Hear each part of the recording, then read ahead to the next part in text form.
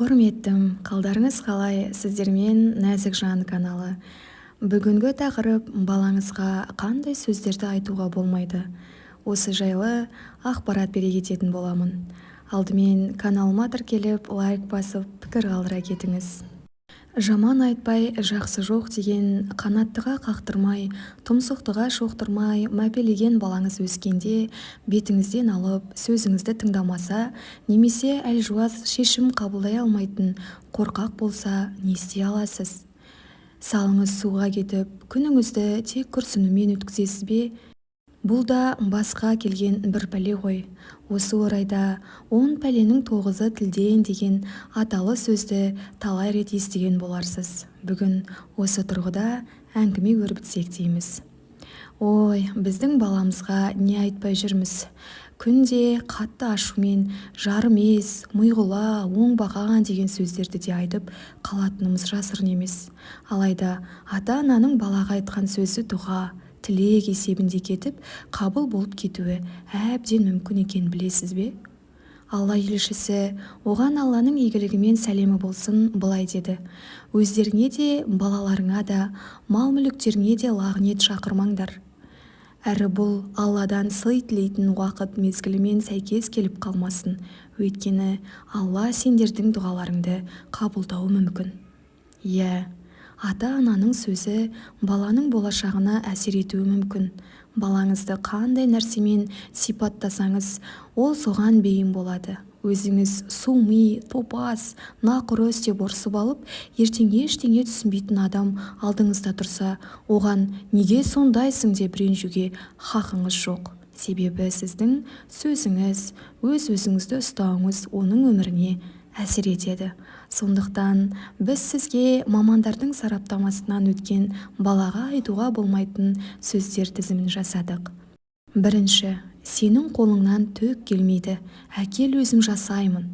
Мамандардың айтуынша бұл баланың бетін қайтарып үнемі сәтсіздікке ұшыратады.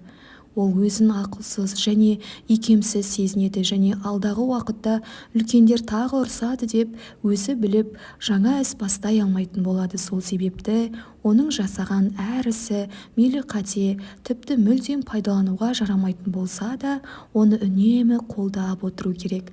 Өйткені сізге түкке тұрмайтын болып көрінген сол заттың артында балаңыздың қаншама еңбегімен ынта жігері жатыр.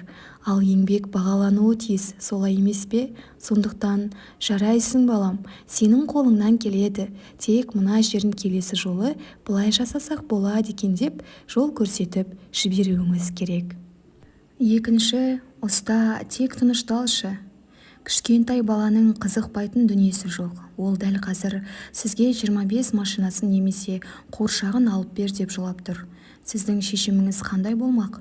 Кей ата-ана берші алып берші деген өткінші еркелікті көтере алмай, осы жыламасын, құлағым тыныш болса болды деп оның қалауын өте тез орындайды. Әрине, оны сатып алып бергеннен сіздің қалтаңызға ауырлық түсе қоймас, бірақ бұл баланың санасында мен жыласам болды, қалауымды тез орындайды екен деген теріс түсінікті қалыптастырады. Ал бәріне қол жеткізіп үйренген бала үлкен өмірге қадам басқанда қолы жетпей қалған жерден морт сынып кетуі мүмкін. Сондықтан сіз оның ойын басқа бір арнаға бұрып әкетуіңіз керек. Әрине, ол оңайға соқпасы анық, тіпті бір күн бойы есінен шықпауы да мүмкін, бірақ сіз балаңыздың болашағы үшін шыдайсыз. Үшіншісі, тағы да мұндайды байқасам, таяқ жейсің. Қалыптасқан дағдыға сай барлығы осы құр қоқан лоққымен шектеледі. Не әкесі, не анасы жазаны жүзеге асырмайды. Ал бала босқа қорқақ болып өседі. Мұндай сөздер баланы ренжітіп, түсініспеушілік туғызады. Өз сәбиіңізді қорқытпаңыз. Бала белгілі жағдайда нені күтуге болатынын анық білуі керек. Ал үлкендердің кенеттен кейуі еш нәтиже бермейді. Кей мамандар баланы өзі түсінетін деңгейде шара қолданып тұрғанда дұрыс дейді, бірақ бұл қол жұмсау деген сөз емес. Кейде балаңыздың өз қателігін түсінуіне қабақ түйіп, бір қарағаныңызда жеткілікті болуы мүмкін. Төртінші, мен саған дереу доғар дедім. Баламен бұлай дөрекі сөйлесуге болмайды. бұл сіздің балаңыз ғой. Егер байқамай ашуыңызды көрсетсеңіз, кешірім сұраңыз. Бала өзін еш құқықсыз сезініп ренжиді. Сондықтан доғарудың орнына қарсы шығып, кішкентайлары жылап, жасөспірімдері үнсіз өз жайына кетіп тұйықталып қалады. Қысқасы, қалай болғанда да бұл сөз қалауыңызға жеткізбейді. Сондықтан адам ешқашан өзінің ақылдылығына, көп білетініне немесе менің жасым үлкен ғой деп тәжірибелілігіне сеніп қалмауы керек. Кейде сіздің ойыңызға келмеген тың идеяны ол оңай табу әбден мүмкін. Жоғарыдағы сөздің орнына «балам, сен бұл туралы не ойлайсың?» деп оның да ойын біліңіз. Ақылы орынды болса іске асырарсыз. Ал ол ойыңызбен сәйкес келмей жатса, сабыр сақтап, аяғына дейін тыңдауыңыз керек. 5. Сен мынаны түсінуге тиіссің. Бала мұндай ақыл айтуды түсінбейді, сондықтан сізді тыңдамай, ойын басқаға ауыстырады. Ал бала сол сәтте беймаза, ренжулі не ашулы болса, сіздің сөздеріңіз тіпті қабылданбайды.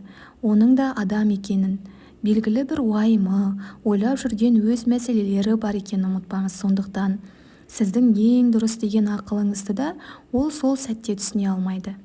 6. Балалар бұлай жасамайды.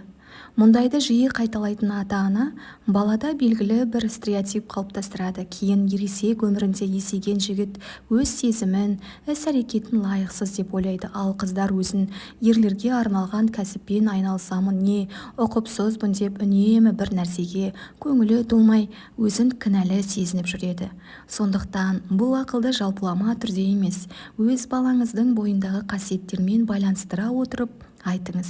Балам, сенің бойыңда батылдық қасиет бар, сондықтан мына ісің саған сай келмей жүрген сияқты. Сен одан гөрі мына салада бағыңды сынап көрсең қайтеді?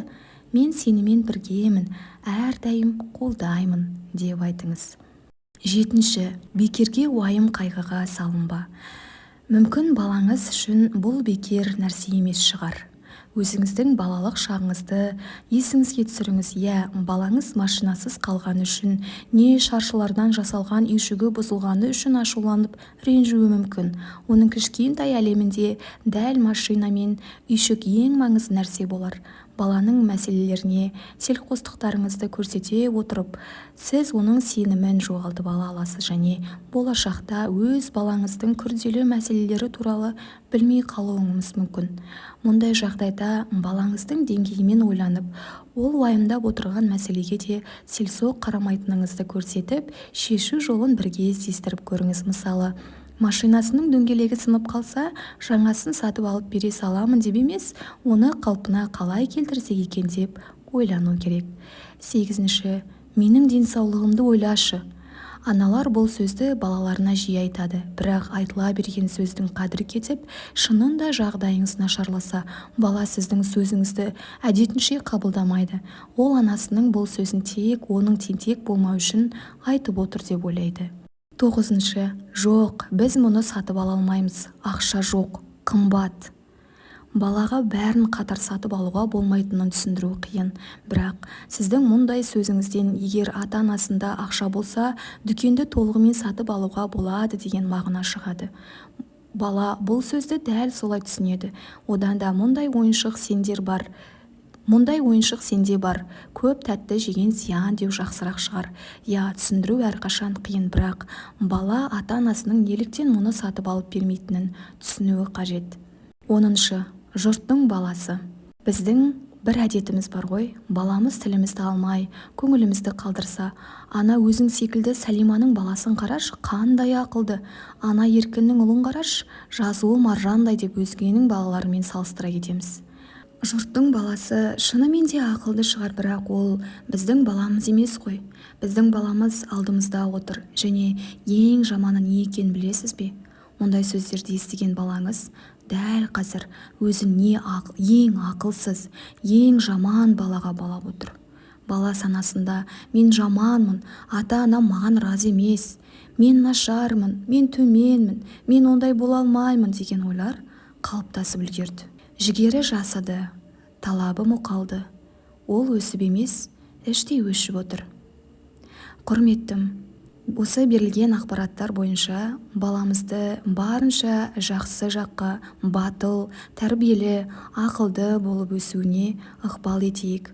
Бүгінгі берген ақпаратым сіздерге ұнаса, каналыма тіркеліп, лайк басып, пікір қалдырып, тіркеле кетіңіз.